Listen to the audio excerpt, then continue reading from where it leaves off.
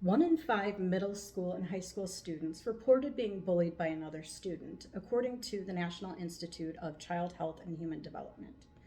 Yet, 46% admitted to being bullied, but they never reported it to a teacher or a parent. With the advancement of technology and increased access to electronic devices, there has been a notable rise in bullying in all forms.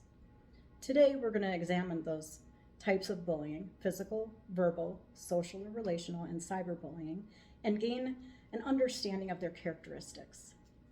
So in the United States, bullying became a focus of media attention and public concern, largely due in part to the Columbine, Colorado massacre in 1999. In 2011, President Obama and First Lady Obama held a conference at the White House, invited students, parents, school administrators, advocacy groups, and officials from the Department of Education and Department of Health and Human Services to discuss bullying and come up with policies for prevention and intervention. So this might lead you to question the exact definition of bullying. So in 1970s, Swedish professor Dan Olweus defined bullying as distinct interpersonal aggression characterized by intentionality, repetition, and power imbalance. And now that we have a little history of bullying and the different forms of bullying, let's talk about them. The following definitions are based on information I gathered from the Centers for Disease Control and Prevention, the Department of Health and Human Services, and the National Institute for Child Health and Human Development.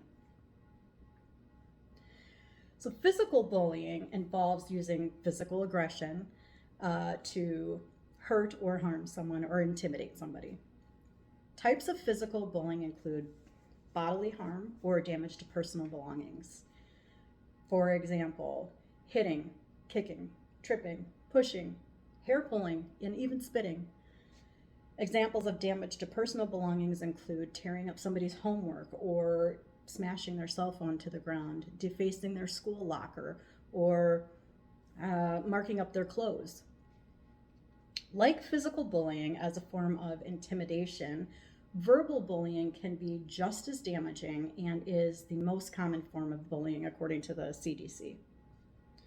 So verbal bullying includes using words or language to demean, degrade, intimidate, or cause harm to another student or person. Examples of verbal bullying include insults such as name calling, racial slurs, derogatory comments about a student's appearance, like their weight, their gender, or their ethnicity. It includes things like making harmful jokes or making a mockery out of a student's vulnerabilities, such as a stutter or anxiety.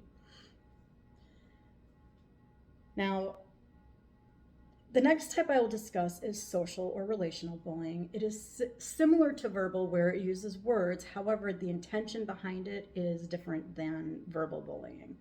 So social or relational bullying aims to harm another student's reputation or social relationships and cause isolation. Examples of this would be excluding a student from group activities or embarrassing another student in front of others to cause public humiliation. The last form of bullying I will talk about is cyberbullying. And unlike the other forms that are more situational, cyberbullying can occur 24/7. It can be relentless. It is a combination of verbal and social bullying that occurs digitally through social media, text messages, emails,